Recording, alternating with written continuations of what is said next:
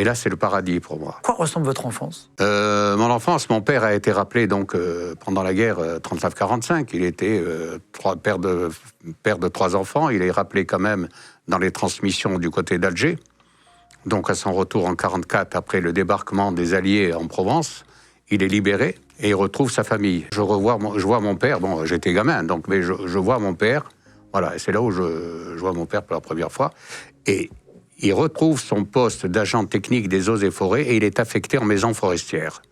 Et nous rejoignons donc la maison forestière qui se trouve à 8 km de la ville. Et là, c'est le paradis pour moi.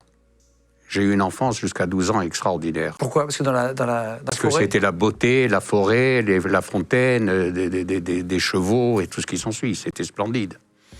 Et là, si vous voulez, j'ai vécu un moment jusqu'à qu'est arrivé le drame de la famille, c'est-à-dire la mort de mon frère, qui était coureur cycliste amateur, très bon d'ailleurs, junior. Et un jour, alors qu'il s'entraînait et qu'il rentrait à la maison sur la piste forestière, il y a une voiture qui est sortie complètement sur la gauche dans un virage en épingle à cheveux, qui l'a envoyé dans un ravin. Avec le vélo, je me souviens toujours de ce vélo qui est resté accroché, ce vélo rouge, au sommet d'un olivier. Et lui, malheureusement, bon, il a chuté. Et c'est mon père qui a entendu le choc, qui s'est précipité donc pour voir un peu. Il est descendu dans le ravin, il a trouvé mon frère. Bon, il n'était pas mort encore, mais voilà. Ça, c'était...